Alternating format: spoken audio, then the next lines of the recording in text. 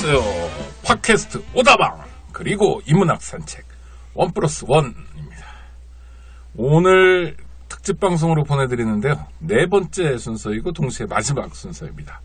자, 지난 3번에 걸쳐서 나오셨던 천정환 교수님 오늘도 나와 계십니다. 안녕하세요.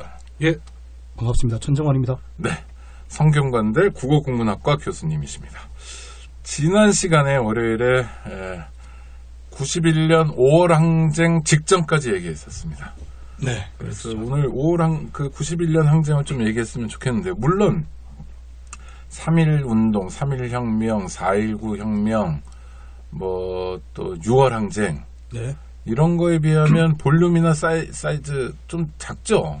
좀 작았죠. 네. 네, 한참 커지다가 중단됐다고 할 수 있죠. 네, 그것도 아주 극적으로. 네. 네, 시작은 강경대 열사 그렇죠. 피격 사건이었죠. 네. 명지대생 강경대 학생이 학내 문제였죠. 등록금 문제인가? 네, 학내 문제로 교문 앞 시위를 하다가 백골단에게 그래서 그렇죠. 목숨을 빼앗기는 사건이 있었고, 그 사건 직후에 대학가를 중심으로 해서 네. 분노가 폭발했죠. 네.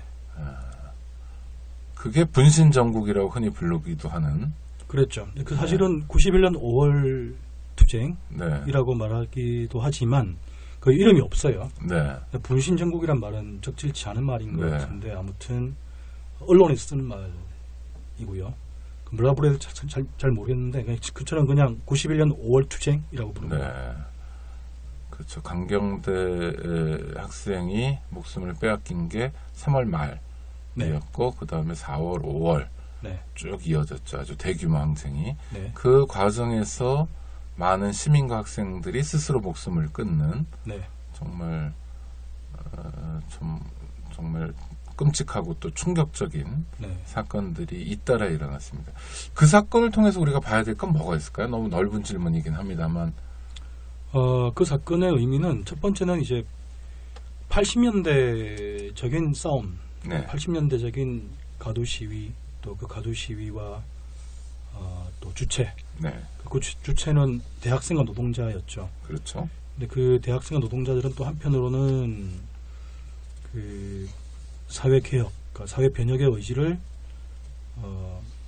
상당히 이제 짙은 수준의 이데올로기적인 성격으로 갖고 있었고, 근데 그 싸움이 패배로 끝남으로써 80년대적인 운동이 종결되는 네. 그런 효과를 특히 대학가에서는 가져오기 시작했던 것 같아요. 네. 그리고 이제 아까 말씀하셨지만 드라마틱하게 끝났는데, 그 드라마틱한 종결이 그야말로 패배였기 때문에 많은 상처를 남기게 됐던 거죠. 그러니까 굉장히 광범위한 싸움이 있었죠. 그래도 수만 규모 이상의 싸움들이 있었죠. 수십만 규모까지도 발전했었죠. 네. 네. 그리고 많은 사람들의 희생이 있었고, 네. 그러다가 정원식 씨의 외대 방문, 네. 네, 그때 밀가루 세례, 네. 그런 식으로 좀 어이없게 단박에 끝난 거죠. 무슨 성과나 이런 건 없었던 것 같고. 성과는 없었고, 네. 몇 가지 일이 겹쳤죠. 강경대 학생 죽음 문제, 그다음 박창수, 네, 박창수 열사, 한진중공업 네, 노조위원장이었던 박창수 열사의 죽음이 또 컸죠. 네, 그게 노동자들이 시위에 전면에 나서는 큰 계기가 됐었고요. 네. 물론 이제 그 전부터도 계속 노동운동 탄압 문제를 가지고 계속 싸우고 있었는데, 이제 그게 극명한 한계의 시금석이 되면서 노동자들이 많이 거리로 나섰고요. 네, 그리고 이제 수소 비리, 네. 페놀 유출 사건, 네. 낙동강에 이런 사건들이 막 겹치면서 그게 이제 꽤 거대한 시위로 발전했었어요. 네, 그러니까 대학생 운동권이나 노조에서만 참여하는 게 아니고 그 일반적인 시민들이나 대학생들 참여하는 시위로 발전했었는데, 5월 하순이 되면서 뭔가 이렇게 기운이 빠지기 시작하고 또 너무 많이 죽고 네. 일들이 역효과가 나기 시작하기도 했고요. 그러다가 이제 정원식 총리 사건은 6월 초에 발생했죠. 네, 6월 초입니다. 6월 초에 발생하면서 이제 그게 좋지 않게 종결되는 결정적인 한방이었던 네. 거죠. 그리고 또 하나는 그 5월 투쟁의 국면에서 노태우 정권도 만만치 않았던 게, 네. 김기설 씨 죽음을 둘러싸고 네. 소위 유서대필이라는 쟁점을 만들어 내잖아요. 그랬죠. 네. 네. 그리고 그 진실 싸움을 했고 그것도 87년 6월 항쟁하고 유사하게 네. 명동 성당을 중심으로 해서 이제 진행됐습니다. 네.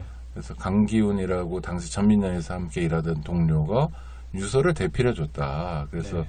소위 이런 저항의 물결이 사실은 운동권의 조직적인 사주에 의한 거다. 네. 라는, 물론 당시에도 그렇고 지금 와서는 뭐 다 판단도 끝났습니다만 네. 모욕과 네. 네, 모략에 근거한 그렇죠. 운동권의 정당성과 도덕적인 우위 네. 뭐 그런 것들 찬물을 끼얹거나 그 반대로 운동권들이 죽음, 사람의 목숨이나 이런 걸 이용해서 정권을 엎으려 한다. 네, 이런 식의 그때 행동이 횡행하면서 김지아 씨가 조선일보에 죽음의 구판을 접어쳐라 이런 네네. 칼럼이랄까요? 강력 글도 썼죠. 높은 네. 그런 칼럼을 썼었죠. 네. 그 세 가지 사건입니다. 그러니까 네. 그 세 가지 계기가 보이네요. 하나는 이제 그 칼럼 같은 네.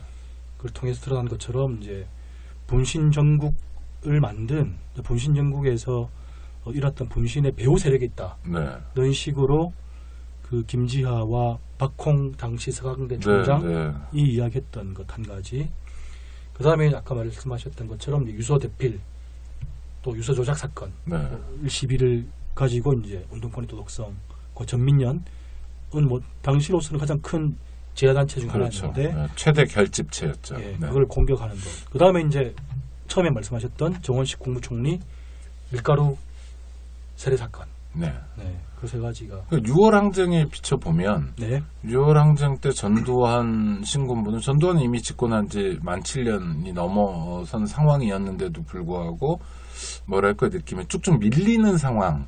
네, 그렇죠? 그런 상황이었는데 노태우 정권은 그래도 91년이면 집권 후반부인데요. 네, 그렇지 않습니까? 지금으로 따지면 2016년 같은 해잖아요. 후반부인데도 불구하고 별로 밀리지 않고 네, 나름대로 조직적인 반격을 특히 검찰을 통해서도 이렇게 하는 그 모습을 보여주는데요. 그러다 결론은 이제 패배한 거죠. 하나씩 조금 짚어보고 싶은데 네, 김지하 씨는 네. 다른 사람의 칼럼과 달리 70년대 유명한 저항 시인이었다는 측면에서 의미가 있는 거죠.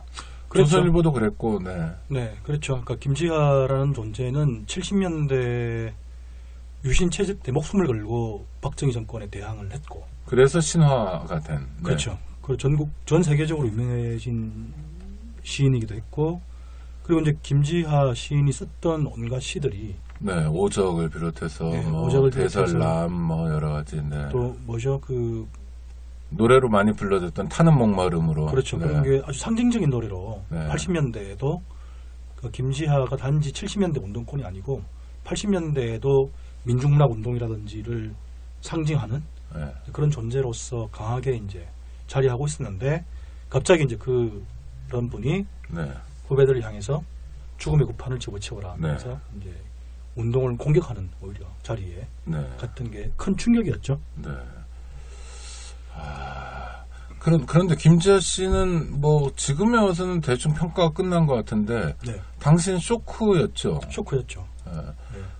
그 거칠게 여쭤보면 그때는 맛이 가지 않으셨나요? 맛의 여부는 정확히 잘 모르겠지만 근데 그 글 자체가 그러니까 제가 이제 그 글을 여러 번 읽어봤거든요. 네네. 왜냐하면 제가 그때 이제 그 광경들 그 거리에서 일어난 광경들을 여러 번 또 목격했고 또 그 싸움의 추이를 이렇게 지켜보고 있었던 한 사람이었고 또 이제 김지아 시인이 그렇게 이야기를 할 때 어떤 맥락은 있었던 거잖아요. 네. 그 실제로 11명인가 네네.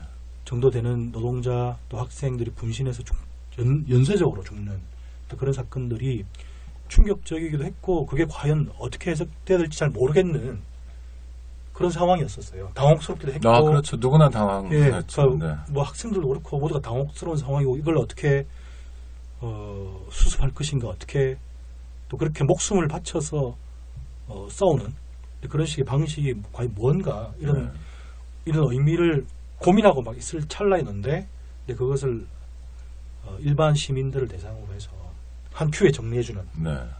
죽음의 구판이고 이렇게 운동해서는 안 된다. 내지는 니들은 도덕적인 것이 아니다라고 이렇게 네. 하는 방식으로 일종의 운동권에 대한 파산 선고를 운동권 선배가 내린 거여서 파장이 그렇죠. 컸던 거죠. 제가 이제 그거를 여러 번 읽어봤다고 그랬는데 네. 그거는 이렇게 좀 악의적으로 쓰여졌습니다. 네. 그러니까 뭐랄까 이렇게 우호적으로 학생 운동 세력에 대한 안타까움과 죽은 사람들에 대한 애도와 네. 안타까움 이런 걸로 쓰여진 게 아니고 한번 그 김지아 시인의 성정에 이제 그런 게 있는지 모르겠는데 한번 X 대봐라. 네, 네. 뭐 이런 식의 약간 악의를 담아서 쓴 네. 그랬던 것 같아요.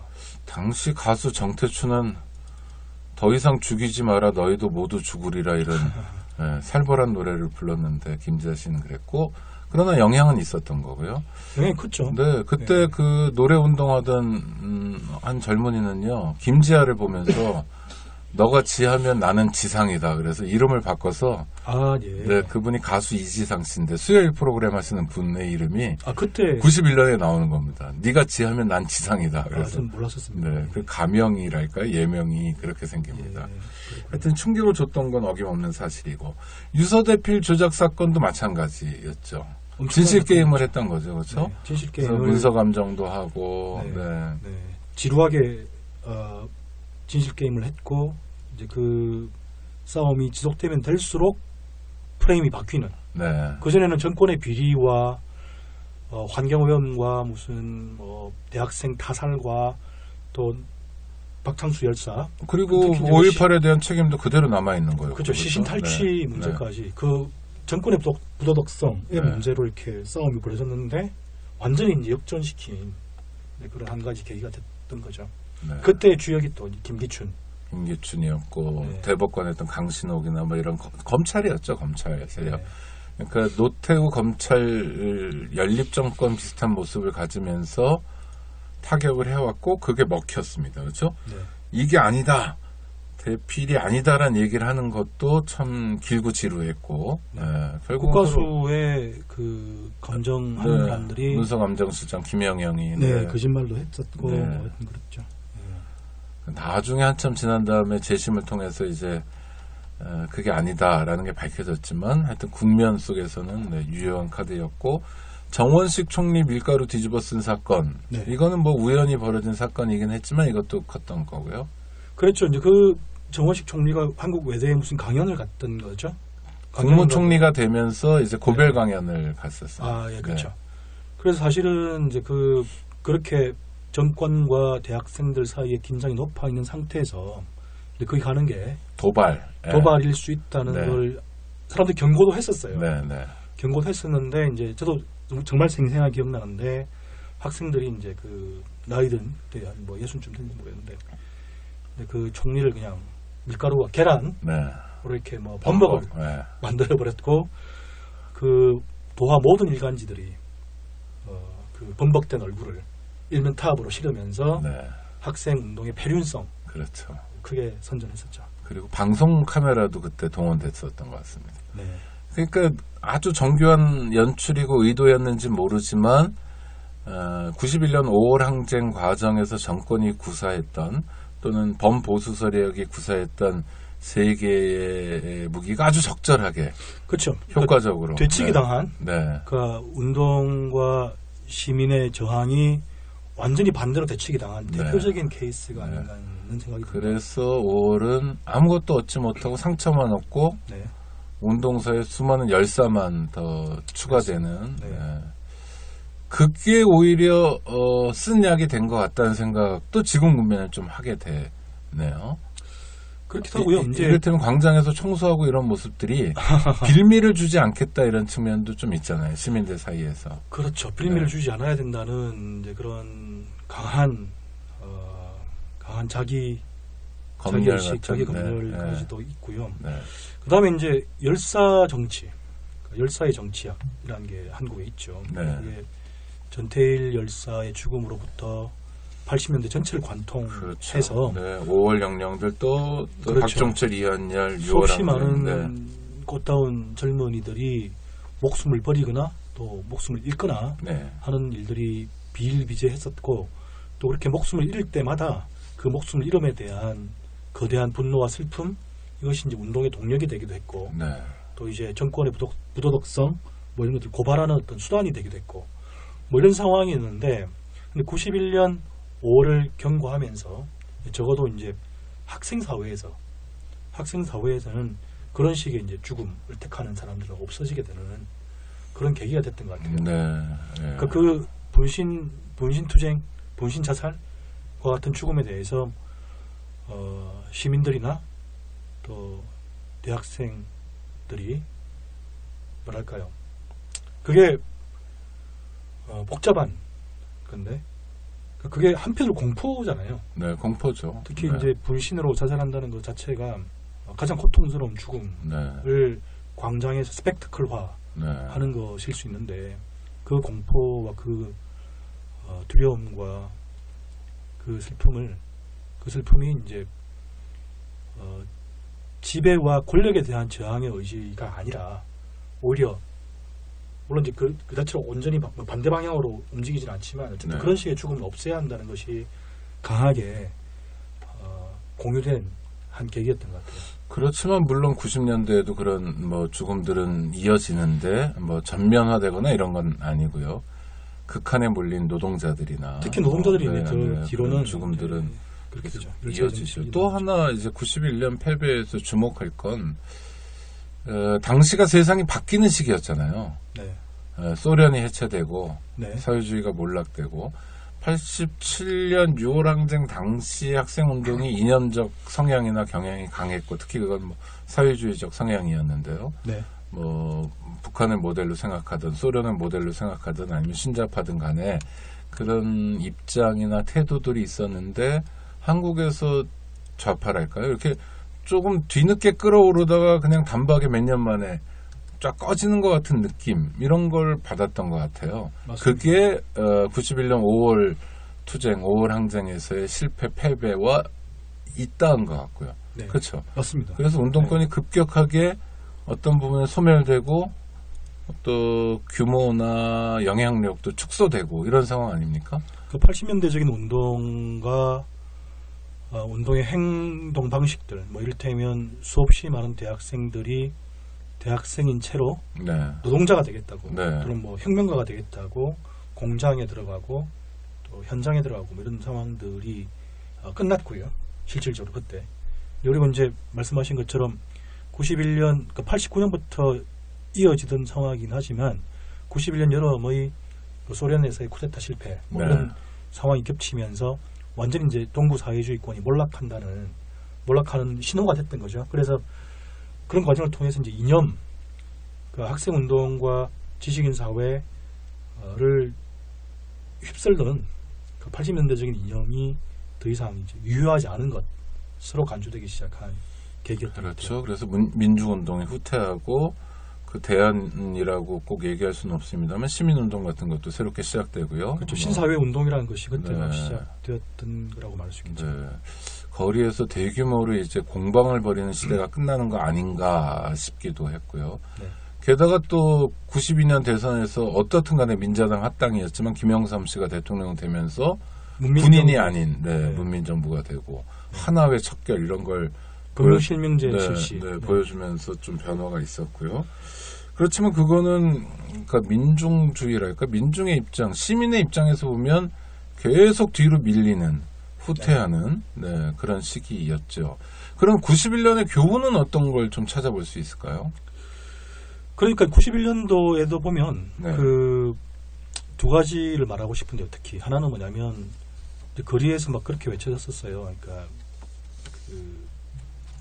뭐 마르크스주의를 공부했던 학생들이나 또 80년대적인 운동론에 젖어 있었던 학생들의 세력은 곧 마치 혁명이 오는 것처럼. 노태우 정권이 끝나고 혁명이 오는 것처럼 네. 그리고 이제 무슨 임시민주정부를 수립해야 되는지 무슨 네, 네. 어떤 민주정부를 수립해야 되는지 뭐 이런 걸 막 고민하고 막 전민항쟁 이런 얘기도 많이 예. 했던 것 같습니다. 그런 걸 국어로 만들어내긴 했는데 네.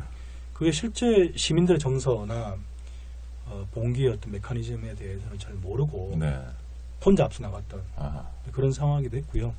그다음에 이제 아까 우리가 이야기를 좀 나눴습니다만 그 도덕성의 싸움이랄까요, 프레임 전쟁이랄까요. 네. 이것이 너무나 중요하다는 것을 91년 5월에 다들 처절하게 깨달았죠. 네. 어느 순간 그 역관계가 바뀌면서 아까 말했던 것처럼 되치기 당하는데 그 되치기에서 언론과 프레임들이 언어들이 얼마나 중요한가를 처절하게 보았던 상황. 그리고 그냥 대책위가 아니라 정말 찍소리도 못하고 그렇죠. 길거리에 수십만이든 수만이든 군중이 네. 한 방에 사라지는 정말 아주 신기한 네. 체험이었죠. 그러나 짙은 패배감을 안았고요. 네. 뭐 긴 역사적 안목으로는 쓴 약의 효과도 있었을지 모르지만 하여튼 당시는 80년대가 끝나고 이제 네. 90년대가 시작되는. 네, 게다가 그쯤에요. 언론도 조금 자유로워지고 그다음에 뭐 무슨 연구자들 중심으로 해서 포스트 모던 뭐 이런 얘기도 잘 알지도 못하지만 하여튼 좀 했고 네. 문화적으로 또 X세대 뭐 이런 얘기도 막 튀어나오고 뭔가 하여튼 좀 이전과 다른 새로운 걸 강조하는 네. 듯한 시대 흐름이 있었어요. 맞습니다. 아니 삶이나 네. 삶의 조건은 하나도 바뀌지 않았는데 뭔가 분위기가 좀 새로워지는 것 같고 그런 데서 이를테면 서태지 현상 같은 경우 뭐 폭발적이었던 것 같고요. 네. 네. 그러면서 새로운 시대를 맞습니다. 그리고 아시는 것처럼 이제 김영삼 갔다가 김대중 갔다가 노무현 가면서 네. 그때 느낌은요. 진짜 광장에서 폭발하는 무언가는 없는데 항쟁, 동기, 뭐 투쟁 이런 건 없어도 그래도 우리 역사가 앞으로 진전하고 있다 이런 느낌을 받았던 것 같아요. 그랬었죠. 김영삼, 네. 김대중으로 이어지는 것도 절묘했고요. 네.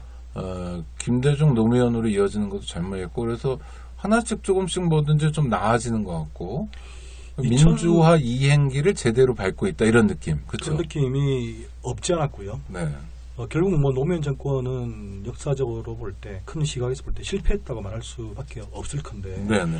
아무튼 노무현 정권의 2004년이 기억나는데요. 저는 네. 그 탄핵 정국이 왔다가 그때도 그 탄핵 정국이 마무리되면서 선거가 있었고 네. 그 선거에서 크게 이제 열린 우리당만 152석 예, 어마어마했죠. 그랬고 민주노동당만 10석. 네. 이게 상당히 의회 전체가 네. 왼쪽으로 그렇죠. 진보적인 색채로 이렇게 꾸려진 그리고 그런 그때 상황이었던 탄핵 게 확실하죠. 때 얼결에 국회의원 학원하다가 막 갑자기 불려 나온 사람들도 국회의원 돼서 탄돌이라고 그랬는데 유명한 용어죠. 소위 운동권들이 많이 됐죠.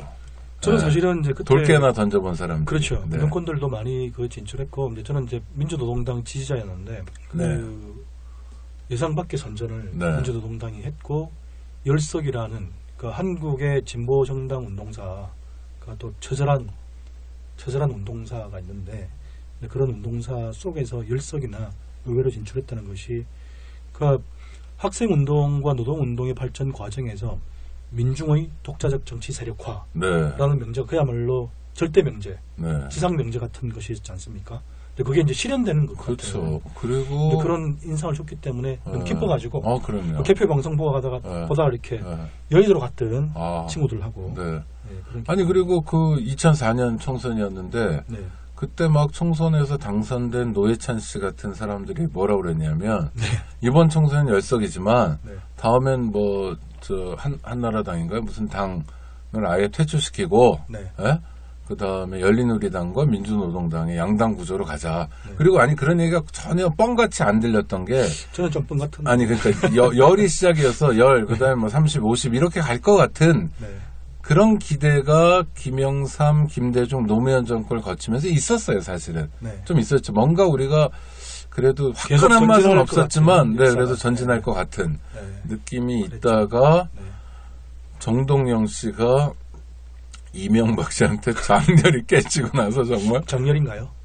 처참히. 처참히 네. 장렬은 아닙니다. 죄송합니다. 하여튼 엉망진창으로 박살나고 난 다음에 이명박 정권이 됐을 때도 네. 사실은 네.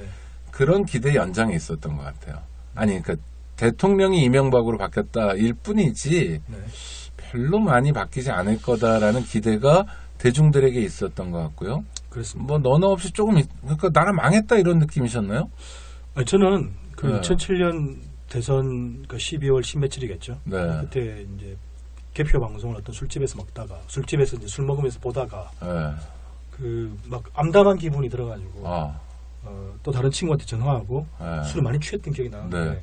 되게 암담했었어요. 왜냐하면 아니 근데 그 대선 패배는 예정됐던 거잖아요. 예정됐긴 했는데 네. 어느 정도 차이로 깨지냐의 문제. 그렇죠. 그것도 네. 이제 예상보다 더 컸죠. 50%를 넘었잖아요. 그때 네. 이명박이 50%를 넘기도 했고 그다음에 주변의 상황을 볼 때도 보면 주변의 젊은이들이나 뭐 저는 대학에 있었으니까 그때도 그 대학생들의 상태나 뭐 이런 걸 보더라도 이명박 같은 사람은 뭐 어떻게 보면 그냥 사기꾼, 네, 그냥 장사꾼 냄새가 네, 이렇게 네. 풀풀 나는 사람인데 그 아무리 노무현 정권이 실패했다 하더라도 네. 어떻게 저런 사람도 네. 대통령이 될 수 있구나. 그리고 이제 그 지배의 헤게모니가 발휘하는 힘의 넓이가 네. 너무나 큰 것 같아가지고 네. 암담했던 기억이 납니다. 그래서 그 다음 해 봄에 바로 2008년 총선이 있었잖아요. 네. 그때도 또 졌잖아요. 뭐 그때도 게임도 안 되게 밀렸죠. 네. 네. 그래서 정말 암담했던 기억이 많이. 맞습니다. 대선 직후에 총선이 있었고 네. 대선의 정치적 지형을 그대로 총선이 반영했기 때문에 네. 총선에도 이제 2008년쯤 와서는 뭐 민주개혁 세력 이런 표현은 잘 안 쓰게 됐는데 네. 하여튼 야권 세력이 네. 몰락하고 네. 그래서 정말 정치적으로는 뭔가를 해볼 수 없는 대통령 5년 임기 막 시작했고 네. 국회의원 4년 임기 막 시작한 네, 4년 5년 동안 앞으로 끄떡없는 그런 상황인데 이제 좀채 찾아볼 수 없었던 대중들의 저항이 시작되잖아요. 그게 그렇죠. 2008년 촛불. 네, 광우병, 네, 광우병 파동. 촛불 소년, 네, 네. 소녀, 네. 네. 이거는 그런 의미에서는 좀 독특한 투쟁이었죠.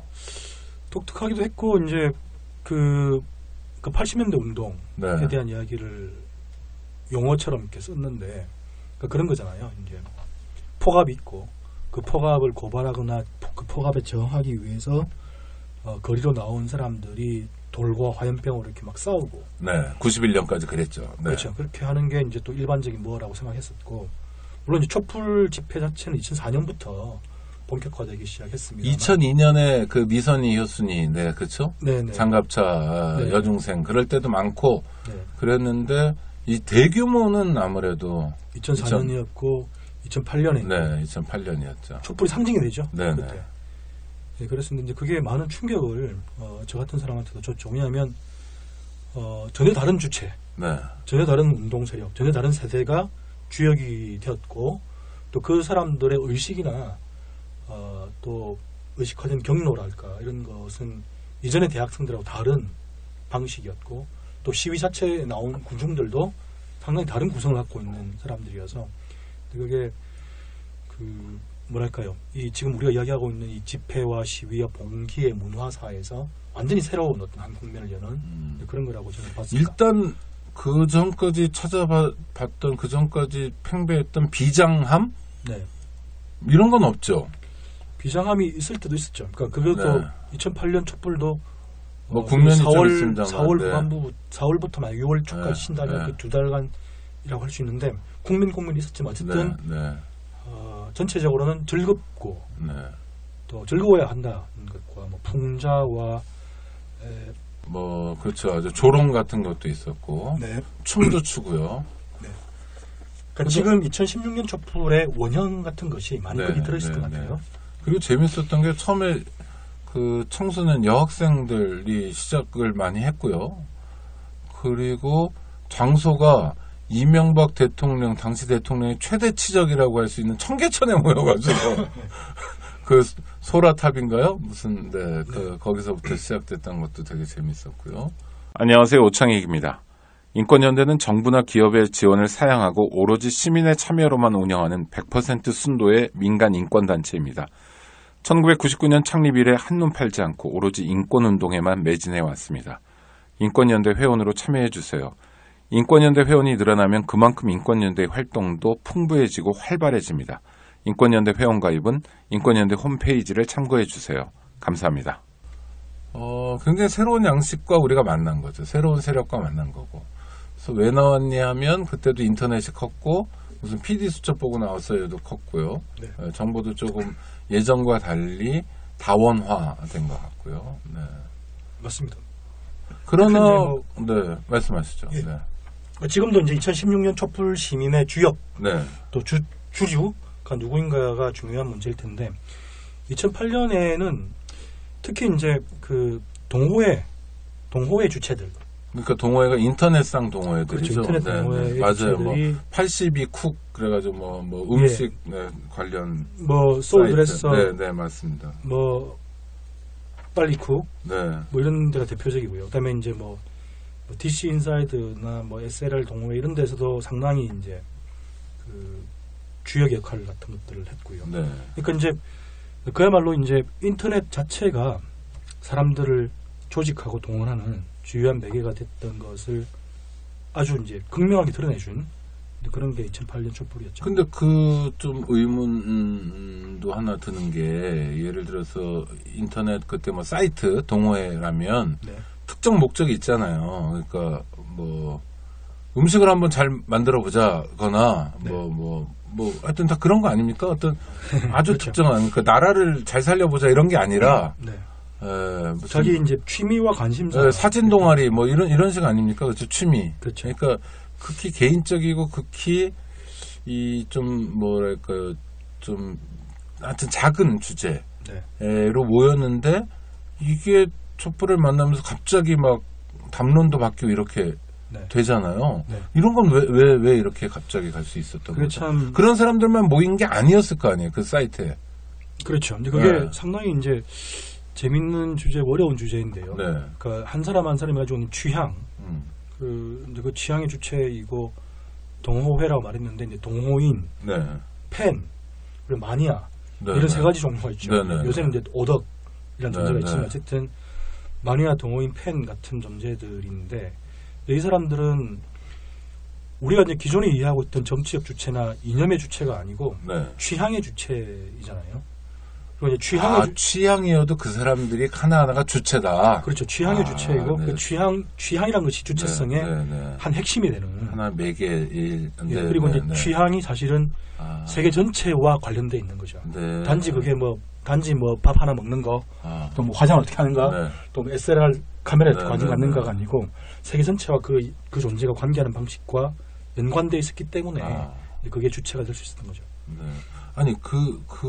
그리고 또 전 주체라는 말이 쏙 귀에 들어오는데 네. 동호회 활동을 하더라도 네. 한 사람 한 사람 개인이 주체였던 거죠. 그렇죠. 자기가 그 동호회 찾아가고 회원 가입하고 네. 뭐 어떤 데는 연회비 얼마 내고 안 내기도 하고 자기가 글 쓰고 네. 그러니까 어떤 지도자가 있어서 그 지도자의 지침을 받거나 91년 5월 투쟁처럼 뭐 총학이나 뭐 한총령 구조에서 뭐 이렇게 그 택이라고 그랬나요? 이렇게 뭐가 지시가 와가지고 그걸 수행하는 방식이 아니라 네. 하나하나가 다 주체이고 하나하나가 다 지도자일 것 같은 그런 상황들이 동호회 안에서 존재했던 거네요. 그랬죠. 이제 그리고 네. 이제 그런 동호인들이나 팬들이 가지고 있는 그런 이해관계, 네. 자기 취향의 이해관계였죠. 네. 근데 그거에 따라서 광우병 소고기 반대 집회, 또 사실은 이제 광우병 소고기만 반대한 게 아니고 이명박이 펴기 시작했던 모든 정책에 대한 반대가 다 많이 있었죠. 했죠. 네. 교육 정책이라든지 뭐 노동 정책에 대한 반대도 있었고 비정규직 문제도 심지어 걸려 있었고 네. 등등 이제 그런 모든 문제들에 대해서 이제 그 취향의 동호인들이 또 팬들이 거리로 나오게 된 첫 번째 계기, 첫 번째 큰 어떤 광장이었던 것 같아요. 네. 뭐 자꾸 이렇게 모든 싸움을 보면 승패로 보기 마련인데 2008년 촛불은 승패 뭡니까? 승패 가운데서는 뭐 이겼다고 할 수 있죠. 양보를 받아냈잖아요. 네네. 검역 주권과 관련돼서 뭐 개월수를 올린다든지 네, 그런 몇 가지 대통령이 양보를 사과한다든지 예, 받아냈고 네. 이제 그 기억나시죠? 그 6월 10일 날 이후에 이명박이 무슨 북악산 자락에 올라가서 네네네. 촛불을 자기가 보면서 좋아하는 노래 아침 이슬을 들으면서 그렇죠. 네. 이명박님은 정말 아침 햇살도 좋아하시고 네, 무소유가 자기 안 해본 게 없는 분. 네. 네. 근데 그런 분인데 네. 그래서 몇 가지 양보를 받아냈지만 나중에는 이제 패배로 귀결됐다고 할 수 네. 있죠. 이게 그렇죠. 이게 저는 이제 그런 과정을 쭉 살펴보면서요.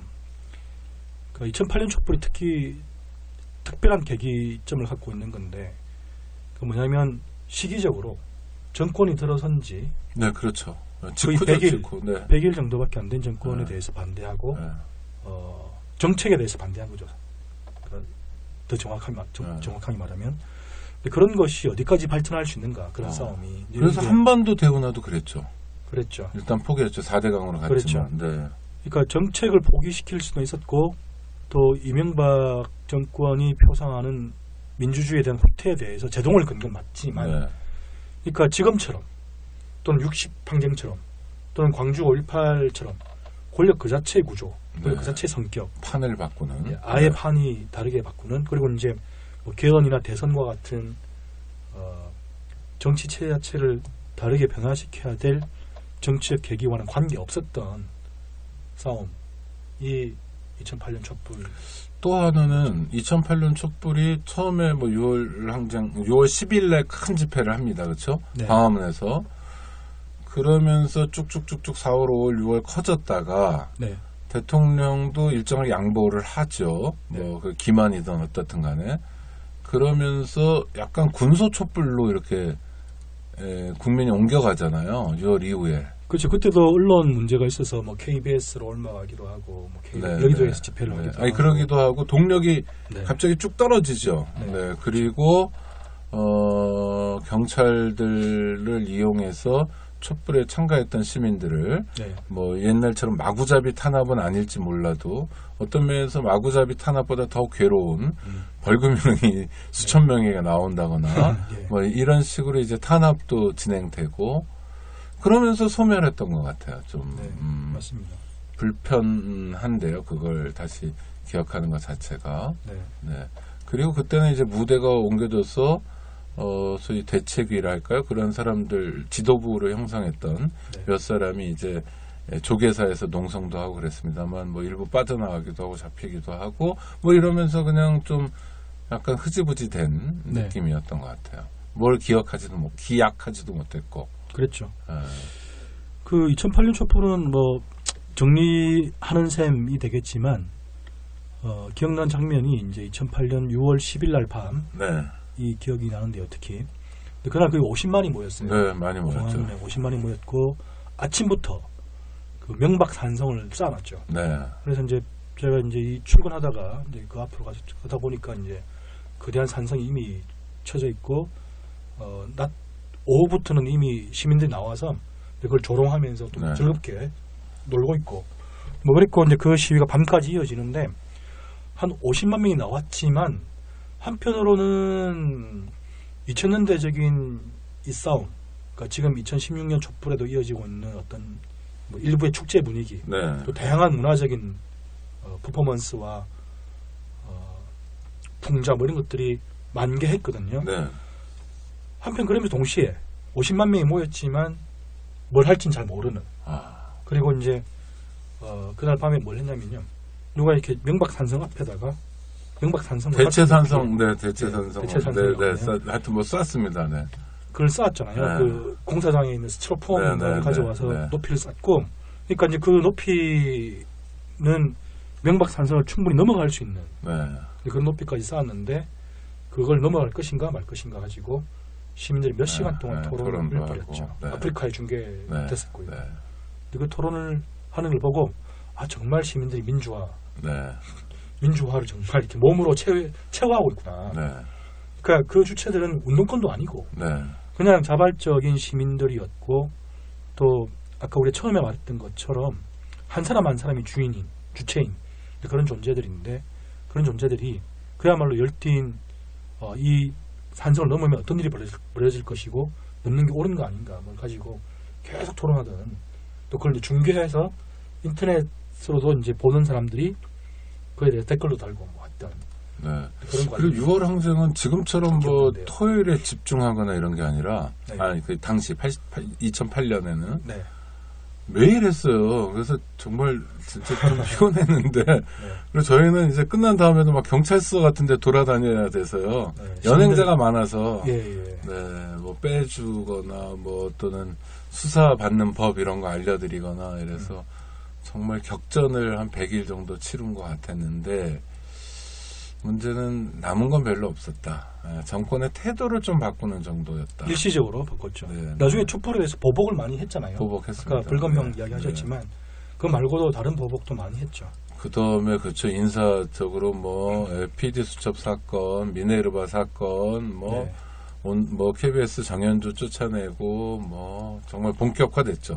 네. 야, 이게 이러다가는 처음부터 한 방 맞는구나라고 네. MB가 다짐하는 계기였던 것 같아요. 그렇죠. 그리고 보수 세력이 훨씬 더 직결하고 네, 우리가 남이가 이런 걸 좀 뭉치는 그런 시기였던 것 같습니다. 쓰라렸지만 그래도 지금 와서 보면 2008년이 2016년을 낳았다 이런 측면들도 있는 거죠. 그렇죠. 네. 그 2008년 촛불에 샜던 여러 가지 행위 양식, 또 마음, 또 그 마음을 전하고 모으는 방식 뭐 이런 것들이 크게 교훈 남은 것 같아요. 네.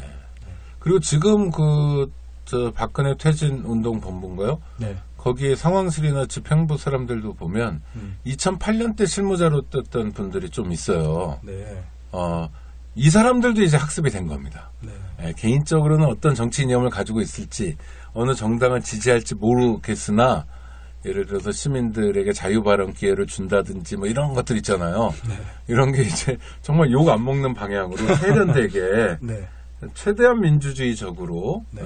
그리고 눈높이를 낮추고 특정 정파적 이익과 무관한 것처럼 가는 그런 학습들이 물론 시민들에 의한 학습이긴 한데 그런 것들이 지금 뭐 나타나는 것도 2008년과 지금이 무관하지 않은 걸 보여주는 거고요. 하여튼 지금은 그래도 일단은 이전 특히 91년 5월이나 2008년 촛불과 달리 가시적이고 구체적인 성과를 냈습니다. 일단 하나는요. 일단 냈죠. 네. 네. 국회에서 탄핵안이 가결됐으니까요. 네. 헌재에서는 어떻게 될 것 같습니까? 이런 질문하면 안 되는 거죠, 그렇죠? 별로 무의미한 네. 질문이 될 수밖에 네. 없겠죠. 네. 그래도 어떻게 되실 것 같으세요? 저번 시간에 네. 경찰 조직을 일컬어서 네. 바람보다 빨리 눕는다. 네, 바람 불기 전에. 네. 납작 눕는다 말씀하셨는데 현재도 좀 그런 경향이 있지 않습니까? 네, 저도 네. 뭐 그런 면에서 전혀 다르지 않을 것 같은데 네. 다만 시기의 문제가 있고 네. 헌재 재판관들 얘기가 조금씩 들리는데요. 네. 그러니까 탄핵 사유가 13개다 하면 그 13개가 아니라 몇 개만 집중해서 하겠다. 뭐 이런 얘기가 있는데 전혀 아니다. 전부 다 한다 우리는. 왜? 그러지 않으면 당사자가 승복 못 한다. 그런 얘기가 어제 오늘자에 나오기 시작하거든요. 그게 아마 답이 아닌가 싶어요. 당사자라는 건 한 사람이니까 그 당사자의 당사자의 승복 안 하겠죠. 성격, 그거는. 당사자의 네. 어떤 태도가 너무너무 이해할 수 없는 네네. 범인의 수준에서 이해할 그렇죠. 수 뭐 없는 피눈물이란 말을 처음 하셨다고 그러니까 하여튼. 네. 네. 그래서 뭐 크게 그건 문제는 없을 것 같은데 지난 시간에 말씀드린 것처럼 항쟁의 결과가 오로지 대선으로만 가는 거는 조금 불안한 측면이 있습니다. 왜 그러냐 하면 요번에 제가 그 법인세 보면서 그런 생각을 좀 했었거든요. 법인세 인상을 전혀 안 하고 네. 그게 그 더불어민주당 원내 지도부는 이제 탄핵에 혹시 걸림돌이 될까봐 그러면 그냥 박근혜를 쫓아내는 거 말고의 의미는 뭐냐 이런 좀 의아한 생각이 좀 드는데요. 그러니까 정권 교체가 목적은 아니지 않습니까 지금요? 그렇죠? 정권 교체는 목적을 위한 수단이죠. 또는 계기죠. 네, 계기일 뿐이죠. 네, 중요한 계기가 될 네. 수 있다는 것은 뭐 분명한데. 요번에 꼭 대통령이 돼야 되는 어떤 분이 만약 계시다면 네. 그분에게는 혹시 목적일지 모르지만 개인에게는 그렇죠. 우리는 이미 네. 아까 말씀하셨지만 김대중 정권, 노무현 정권을 경험해봤지 않습니까? 네, 또 그게 어떤 의미와 한계를 갖고 있는지 너무 잘 알고 있지 않습니까? 네, 이번에 뭐 대선에서 유력한 후보로 거론되는 분들도 네. 김대중 노무현보다 훌륭한 분들이 있는지 잘 모르겠지만 어쨌든 그렇죠. 스스로 더 훌륭하다고 얘기 안 하셔요. 그분들이. 네. 어쨌든 그 두 거인을 네. 넘어설 만큼 좋은 통치, 네. 좋은 정부를 만들 수 있을지 사실은 잘 모르겠지만 네. 아무튼 우리는 이미 그런 것도 경험해봤기 때문에 아, 그 자체가 절대로 멀찍이 될 수 없죠. 네. 그건 어떤 더 궁극적인 목적을 위한 수단과 계기점일 뿐이다. 그리고 대선 자체를 그렇게 모아내야 된다. 그러니까 촛불 정신으로 모아내야 된다. 뭐 이런 게 과제가 될 건데 앞으로는 아마도 그렇겠죠. 이미 이제 뭐 상황은 광장의 정치는 뭐 6차 촛불까지가 사실은 절정이 아니었겠는가 네. 생각을 해봅니다. 그렇죠. 아마 그 탄핵 네. 소추안이 가결되지 않았거나 네. 부결됐으면 이제 정말 살아생전에 300번 인파를 보거나 아니면 하나 또 남았는데 탄핵이 네. 헌법재판소에서 인용되지 않는다면 아마 한번 터져 나올까 그게 아니라면 꺼진 불도 다시 보자 이런 상황일 테니까요. 네. 하여튼 국면은 그렇게 갈 텐데 저는 이제 걱정이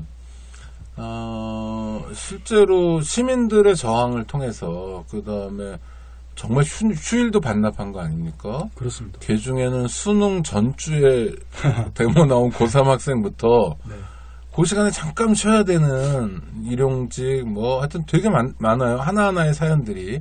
그런 게 다 언론에 보도되진 않지만 정말 많은 사람들이 영원히 모아졌는데 이때 야당의 역할이거든요. 이를테면 선생님 그런 말씀하신 것 같은데 이제 길 가다가 지갑 주운 것 같은 네. 사실은 특별한 노력 없이 이 국면을 맞았잖아요. 그 옛날에 이제 노회찬 의원이 쓴 표현이죠. 아 그렇습니까? 네. 네. 네. 아무튼. 네. 그리고 탄핵도 원래 뭐 민주당이 뭐 주도해가지고 탄핵을 하겠다 이런 건 아니었잖아요. 밀렸죠. 네. 시민들에게 하긴 걱정하지 말고 해, 네. 하기나 해 이런 거잖아요. 그렇죠. 그러니까 시민의 염원에 여태까지는 시민들의 힘이 크기 때문에 밀렸지만 시간이 지나면 다시 자기들만의 정치로 돌아갈 거 아닌가라는 우려 네. 가질만 한 거 아닌가요? 당연히 가질만 하고 이제 그걸 제어하는 것이 네. 제어하는 힘도 마련됐다고 봅니다. 그렇습니까? 시민들의 분노나 염원이 아까 정권 교체는 분명히 목적은 아니라 말했지만 네. 중요한 계기점이 된다는 말을 했고 네. 그다음에 더 중요한 것은 이 촛불에서 만들어진 이 공간, 이 상황을 되치게 당하지 않고 그리고 이제 촛불 정신과는 무관한 어떤 사람들이 횡령하지 않고 네. 빼앗지 않고 하는 거잖아요. 네. 근데 그걸 야당도 알고는 있겠죠. 야당이 갖고 있는 한계 때문에 뭐 이런저런 기웃거림과 주저함 같은 것도 있었지만 또 이제 우상호 대표 같은 경우에도 몇 번 그런 이야기 했었죠. 알고 있다. 87년을 기억하고 있다. 이런 식으로 말하면서 네. 광장은 광장의 방식이 있고 의회는 의회의 방식이 있다고 그래서 제가 욕 좀 했는데 뭐 우상호 의원이 네. 욕먹을 발언도 많이 했고 네. 그다음에 이제 뭐 이렇게 들을 만한 발언도 많이 했는데 이제 그 중에서는 어쨌든 한 가지는 그런 게 있었죠. 6월 항쟁 기억하고 있고 그 네. 뒤에 과정도 기억하고 있다. 이거 사실은 6월 항쟁이 큰 교훈이 되는 거죠. 네. 그 6월 항쟁의 성과를 고스란히 뭐 이렇게 뭐 가장 많이 쓰는 표현인데요. 요새 죽 써서 개주는 그런 경험을 다들 했던 그 당시를 너무 잘 기억하고 있는 사람도 많기 때문에 네. 아까 우리가 이야기했던 전시에 이야기했던 뭐 세 가지 세력, 네. 부단, 네. 비지, 네. 독자 후보, 독후, 네. 뭐 이런 식으로 갈라지지는 않을 것 같다는 생각이 들긴 합니다. 네. 그러니까 하나하나는 좀 쓰라린 패배 같기도 하고 하나하나는 좌절이기도 했지만 역사적 체험을 한 대중이라는 게 정말 위대할 수 있구나 하는 걸 지금 보여주는 거네요. 그렇죠. 죽 써서 개준 걸 봤다 나도. 네. 그럼 내가 직접 어떤 청소년은 6월 항쟁을 보지 못했잖아요. 태어나지 않았으니까. 네. 그렇지만 그걸 들었다. 내가 학습했다. 네. 나는 알고 있다. 네. 그러니까 지금 촛불이라는 게 결국 뭐 지지율 순으로 얘기하면 문재인, 이재명, 안철수를 대통령 만들겠다는 정도에 멈춰 있는 건 아니다. 대중의 욕구가. 그렇죠. 그건 하나의 계기고 하나의 네, 계기자 네. 어떤 도구. 정치적 표현이죠. 네. 네, 여기도 정치적 표현인 네. 것이죠. 그 이상의 뭔가를 해야 된다는 거고. 그러면은 대규모 촛불이 잦아들면 정말 많은 촛불이 켜지겠네요. 이를테면 개혁하고 싶은 게 많을 거 아닙니까? 척패가 있으니까. 그렇죠. 네. 뭐 대학가에서는 이제 이미 그 학내의 이런저런 문제나 또 그동안 이제 이 신자유주의 대학 체제, 네. 제가 용어로는 신자유주의 대학 체제인데 이 관료주의와 권위주의가 상당히 심각하거든요. 그러니까 총장이나 뭐 이사장 같은 힘 있는 사람들이 네. 대학 행정의 중요한 결정을 마음대로 막 해요. 네. 네, 마음대로 막 하는데 지금 이거 가지고 싸우고 있는 대학들이 상당히 많습니다. 네, 상당히 많고. 그러니까 여론이 주목하지 않는 거네요, 그건요. 잘 모르는 거죠. 그렇기도 하고 이제 불길 올며 붙은 거죠. 네, 처음에는 뭐 최순실 부역자 뭐 이런 문제로 얼마 갔다가 네. 나중에는 대학 안에서 결정의 문제인 것 가지고 이제 싸우고 있는 대학들이 여러 군데가 있고요. 또 이제 이미 싸우고 있던 대학들에서 또 문제가 확산되는 경향도 있고. 네. 네, 그렇습니다. 그러니까 이화여대 같은 경우에 그 명예 총장님인가? 네. 윤호정 씨. 네. 그분이 총장 이사장 하고 그만두신 다음에도 임기 없는 하여튼 이화여대 네. 그 높으신 분으로 소문은 저도 들어서 알고 있는데 네. 이번에 그만두셨어요. 네.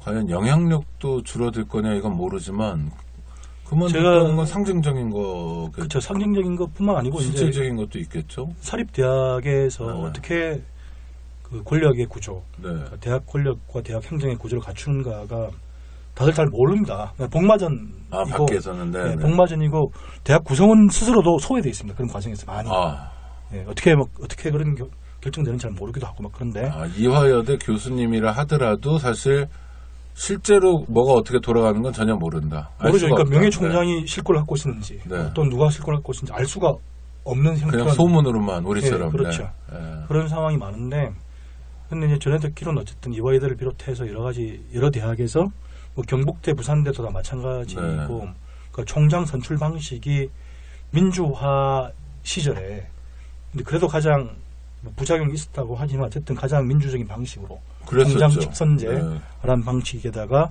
교직원과 학생도 심지어 네. 어떤 지분을 가지고 참여하는 방식으로 선출했었는데 이게 다 무너져 네, 후퇴했죠. 있잖아요. 근데 그런 문제도 제기가 많이 되고 있는 것 같아요. 새롭게. 그래서 광장의 확산 이런 숙제가 여전히 남아 있다. 광장의 내재화랄까요? 내재화, 네, 광장의 실질화, 실질화, 내재화 이런 것들이 당분간은 아마 어떤 형태로가 될지는 모르겠지만 좀 더 전개되지 않을까 네. 생각되고요. 또 87년 7, 8, 9 대투쟁처럼 노동자 대투쟁. 예, 네. 그때 이제 노동자들이 스스로 민주노조를 만들어서 작업장에서의 억압과 수탈을 이렇게 뭔가 완화시키거나 또는 막아낸 거잖아요. 네.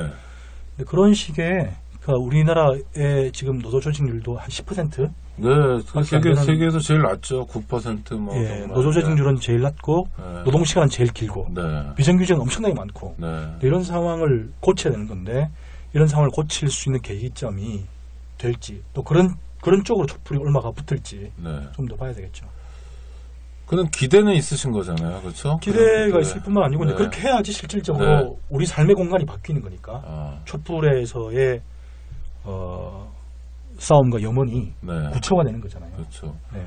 그거로 촛불이 제대로 생활 속으로 또는 내 일터, 네. 내 학교로 옮겨 붙지 않으면 네. 시간만 지나면 최순실은 또 튀어나오는 거잖아요. 그때는 이름이 다른 이름일 거예요. 그렇죠? 국정농단이라고 표현하면 농단이나 또는 뭐 이런 퇴행이나 이런 거는 계속 반복될 수밖에 없는 경우겠죠. 등장인물만 달리하고 뭐 10년 후에도 김기춘이 살아있을지 모르지만 하여튼 그런 인간형들은 끊임없이 나오는 거고, 그렇죠? 네. 그러니까 뭐 저는 이번 촛불 초기에 그 고등학생들 집회에서 들었던 말 중에 귀에 쏙 들어오는 말이 있었는데요. 네. 이제 그 구호가 뭐였냐면 박근혜를 몰아내고 네. 헬조선을 가로업 장가, 뭐 헬조선을 뭐 박근혜 장가 이렇게 주장을 했었어요. 근데 그 말이 맞는 말이죠. 그러니까 헬조선이라는 것이 갖고 있는 의미가 총체적으로 살기 힘들다는 거잖아요. 그렇죠. 네. 말씀하신 것처럼 우리 직장과 우리 마을과 또 문제가 있지만 뭐 정치 개혁의 과제, 또 사회 개혁의 과제, 네. 뭐 또 이제 신자유주의의 확산으로 인한 뭐 혐오의 타파, 네. 인권과 평등 지수의 상승, 뭐 이런 너무너무 많은 뭐 과제가 진짜, 있어서 네. 이런 과제들 중에서 이제 어떤 주체들이 부여잡고 나갈지 모르겠지만 사실은 정치가 중요한 것은 이제 그것을 할 수 있는 총체적인 계기를 마련한다는 것이 네. 중요한데 아무튼 이제 이런 주체들이 만들어지겠죠. 네. 예. 그게 2016년 촛불의 가장 큰 의의가 아닌가 싶습니다. 네. 그런 의미에서 지금까지 국면보다 어쩌면 진짜 거리에서 시민들이 얘기하는 바 그대로 네. 이제부터가 시작이고 네. 이제부터가 진짜 중요하겠네요. 네. 그럼 촛불의 군중은 그런 거잖아요. 그 안에 가보면 촛불 100만 안에는 사실은 정규직도 있고 비정규직도 있고 그렇죠. 돈 많은 사람도 있고 적은 사람도 있고 경상도 사람, 전라도 사람도 있고 남성도 있고 여성도 있고 이런 모든 차이와 차별과 이런 것들이 녹아났는데 네. 근데 그게 이제 지역에서, 직장에서, 일터에서, 학교에서 과연 뭐가 돼야 되겠느냐 이런 문제로 되면 달라지는 게 생길 수도 있겠죠. 네. 그거를 우리 천정환 교수님 안내에 따라서 구호로 하나 정리해보면 우리 고딩들이 했다는 구호, 박근혜 몰아내고 헬조선 갈아엎자. 이 숙제가 지금 여기에서 살고 있는 우리들에게 주어져 있네요. 네. 그걸 어떻게 해결하느냐에 따라서 먼 훗날에 또 네. 누군가가 이런 팟캐스트를 하면서 2016년엔 바보였고요. 2016년은 정말 제대로 했고요. 뭐 이런 평가를 듣게 그렇죠. 되겠네요. 2016년을 또 30년 뒤나 20년 뒤에 87년을 돌아보는 것처럼 네. 그때 뭐 이렇게 뭐 삭발도 하고 뭐도 하고 했는데 네. 안 됐다. 박근혜를 몰아내긴 했으나 박근혜만 몰아냈다. 최순실하고 나머진 그대로였다. 네. 김기춘도 단죄하지 못하는 엉터리였다. 쪽수만 많았다. 이런 평가를 안 듣기 위해서라도 정말 예. 네. 아니 그게 아니라 우리들의 삶이죠. 우리들의 삶을 위해서라도 하여튼 더 정말 철저하게 챙겨보고 해야 되는 숙제가 있다는 걸 확인하고요. 지난 4차례에 걸쳐서 우리 천정환 교수님 고생 많으셨는데요. 이제는 청취자들하고 헤어질 시간인데, 네, 인사 네. 좀 나눠주시죠. 아니, 방송을 나가본 적이 별로 없어서 서툴렀고 또 목 상태가 안 좋았는데 너무너무 촛불에 대해서 그리고 또 그 촛불의 그 조상들, 네. 촛불의 또 과거들에 대해서 이야기하는 게 너무 즐거웠습니다. 예, 감사합니다. 네. 청취자 여러분 감사합니다. 그리고 천정환 교수님도 감사합니다. 예, 감사합니다. 네. 고맙습니다. 안녕하세요. 장발장은행의 대표를 맡고 있는 홍세화입니다. 200만 원, 300만 원 벌금을 내지 못해 감옥에 갇히는 분이 매년 4만 명이 넘습니다. 장발장은행은 이분들에게 무이자 무담보로 대출을 해주고 있습니다. 장발장은행을 후원해 주시기 바랍니다. 실로 모든 게 엉망으로 치닫는 듯한 세상입니다마는 스스로 아름다워지는 데에 겸연쩍어 하지 않기를 바랍니다. 고맙습니다.